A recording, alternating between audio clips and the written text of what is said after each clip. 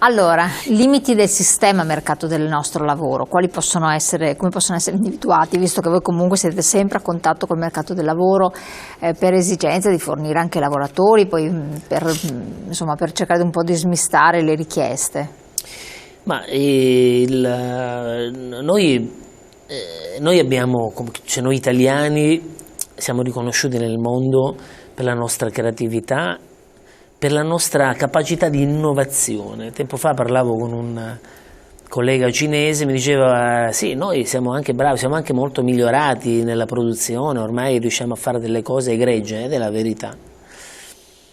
Però voi avete una cosa che noi non possiamo mai copiarvi, che è la vostra tendenza, la vostra capacità di innovare. Nel momento in cui noi copiamo una cosa, voi già ne fate un'altra. Di quella cosa c'è l'evoluzione. Ecco, noi abbiamo italiani questa capacità e questa è una cosa che nessuno può toglierci, ed è questo che lo Stato, le banche dovrebbero in qualche maniera finanziare. In che maniera? Andando a cogliere quali sono le idee dei giovani, che ne hanno tanti, piuttosto che farli andare all'estero, come sta succedendo, farli stare qui. Cercare di capire quali sono i progetti imprenditoriali, aziendali che potrebbero essere sostenuti o che dovrebbero essere sostenuti, perché hanno valore aggiunto, hanno entusiasmo, hanno capacità, hanno una visione, ma magari non hanno la forza finanziaria per essere messi in pratica. Ecco, lo Stato dovrebbe fare questo, dovrebbe riuscire. So che è molto difficile, è impossibile in questo momento in cui noi ci accontentiamo di andare a tappare i piccoli buchi che ci sono, o i grandi buchi. Così come le banche dovrebbero essere in grado di valutare quali sono i progetti. Se non hanno questa capacità, queste due istituzioni, questi due colossi della nostra economia, il rischio è quello che la nostra produzione ormai non c'è quasi più, perché va all'estero, perché è più economico produrre all'estero. Per quanto riguarda invece il nostro know-how, la nostra creatività, il rischio è che ci venga acquisito da soggetti, strutture esterne. E noi abbiamo venduto negli ultimi anni ben 742 aziende di portata mondiale. Certo. Le abbiamo vendute all'estero, il nostro know-how ce lo stanno rubando. Se non viene questo know-how, questa nostra creatività sostenuta, anziché essere mortificata da leggi, da norme. Ma sai Elena, quando io sono partito 20 anni fa, sono andato in banca a chiedere 2 milioni di lire e mi hanno sbattuto la posta in faccia. Mi sono sentito veramente una merda, non so se si può dire in televisione. Sentito male. C'è un francesismo. Mi sono sentito veramente. Oggi le banche, dopo che lavoro a 10.000 e passa persone, ecco che sono dietro la porta e vogliono darmi tutti i soldi. Non sono stati in grado di capire il progetto che avevo. Ecco, io quindi sono un esempio di progetto non capito dalle banche. Peraltro non fanno anche i loro interessi, perché se comprendono un business è chiaro che poi uno, se viene agevolato, in qualche maniera resta in quella banca, no?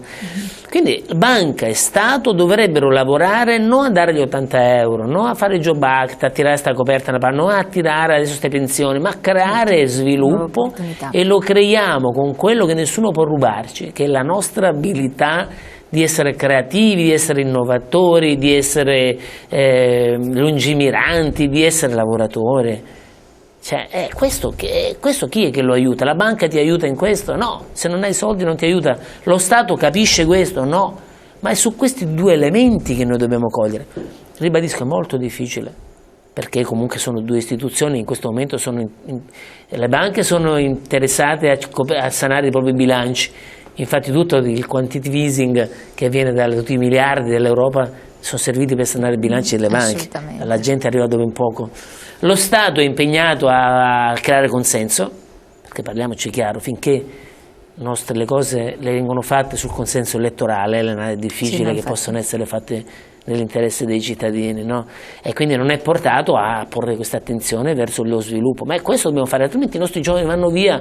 Io che sai che sono anche un insegnante, so che tanti giovani vanno via, ma tanti giovani hanno tanto entusiasmo, tanto interesse, tanto noi come azienda abbiamo creato del 6º anno il concorso nazionale donne e lavoro per aiutare magari promuovere qualche elaborato, anche finanziariamente sostenere qualche start-up interessante. Quindi nel nostro piccolo noi ci interessiamo anche. Da questo? Che cosa emerge dal sentire dei giovani? Ma i giovani, guarda, i giovani sono da un lato come dire, non sono più creduloni come una volta. Sono un po' come gli elettori, no? che disincantati dalla politica, quindi non sono più, tu puoi raccontargli quello che gli pare, ma la gente, molta gente non va a votare perché dice, tu mi dici una cosa e poi ne fai un'altra. Stesso discorso i giovani vogliono vedere le azioni, vogliono vedere l'esempio, non vogliono delle chiacchiere. Quindi noi abbiamo giovani disincantati. Ma attenzione, molti dicono non c'è l'entusiasmo, non c'è più il giovane. Non è vero assolutamente, i nostri giovani sanno più di noi sotto certi ambiti. Noi impariamo dai giovani in questo momento, per esempio per quanto riguarda la tecnologia, cosa che nella storia della civiltà dell'umanità non è mai avvenuto che un vecchio imparasse dai giovani. Oggi su alcune cose noi impariamo dai giovani, ribadisco la tecnologia. Però quindi, le aziende chiedono a voi figure non tanto giovani, perché di fatto le assunzioni avvengono su persone che hanno una certa età. Ma perché comunque le aziende, ma perché un'azienda dovrebbe investire, dovrebbe dedicare delle energie finanziarie verso tante energie verso l'innovazione? Se già da un'altra parte paga una miriade di tasse e i soldi che prende gli servono a malapena per sopravvivere e per pagare i lavoratori, dove li prende i soldi per l'innovazione? Quindi il problema è anche una Quindi tassazione c'è un problema, troppo alta. io i 19 miliardi Job Act li avrei indirizzati alle imprese che assumevano un lavoratore in più e non quelli che trasformavano quelli esistenti, tutti. E soprattutto quelli che investono nell'innovazione. Avrei cercato di capire, avrei investito questi soldi in maniera produttiva, avrei dato la canna da pesca, non il pesce da mangiare alle persone. Dobbiamo dargli la canna da pesca alle persone, non gli 80 euro, che per amor del cielo in tasca fanno bene e a fine anno sono 900 euro e alla tasca della gente fa anche bene. Io non dico che non sia giusto, è giusto, va bene, ma non è quello che risolve il problema. Devi dare la canna da pesca, la canna da pesca è il lavoro. Devi creare lavoro se per le persone. Se c'è lavoro non credo che il problema sussista, perché le persone sanno che trovano per la certo, persona il lavoro. Ma soprattutto sanno che trovano qualche cosa, l'angoscia allo stato attuale e dove vado a finire. Che le porta anche a situazioni anche di disagio, anche con suicidi o altro, ma poi un papà che ha un figlio, 2 figlie, torna a casa mortificato, non ha lavoro, e i figli si accorgono di queste cose, il papà si sente di non potergli garantire quella sopravvivenza, ma situazioni drammatiche.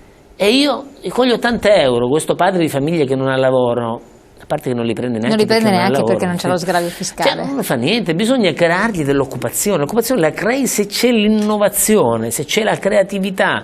Noi italiani siamo creativi, aiutami Stato a essere creativo, dammi la possibilità di... Chiedimi le tasse, le pago, ma dammi la possibilità anche di poter investire in innovazione.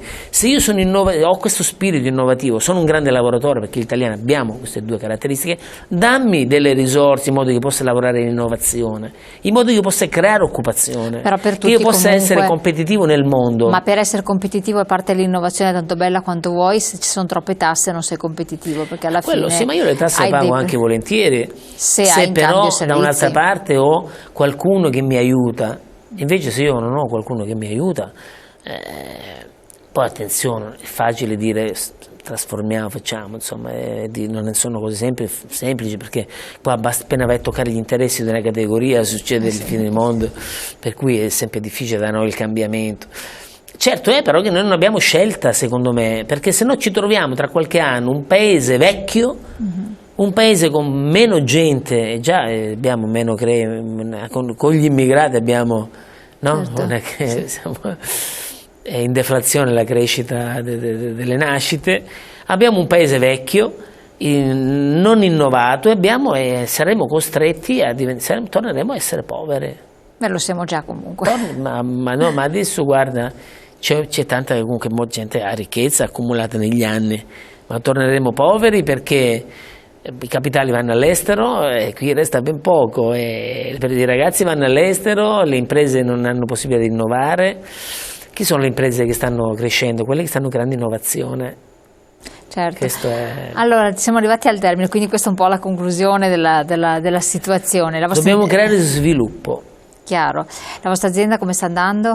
Noi stiamo andando bene, stiamo tenendo come lo scorso anno, e per noi è un risultato straordinario, con un minimo di crescita. Adesso contiamo con se i voucher subiscono il giusto ridimensionamento, perché sono una vergogna, diciamolo pure, è una vergogna i voucher per i lavoratori, una mortificazione per i lavoratori. Guarda, le due tipologie meno pagate sono i voucher e le cooperative lavoro.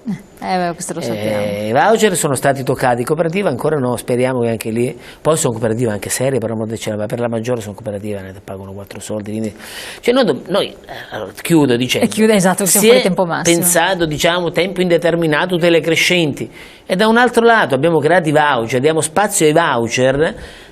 Dov'è la verità? Il cittadino dice: ma ascolta, ma tu vuoi tutelarmi o mi vuoi impoverire? Oppure fatta la legge trovate l'inganno, come spesso succede. Grazie Luigi Sposato, grazie a voi di averci seguito, noi come sempre ci rivediamo domani, grazie.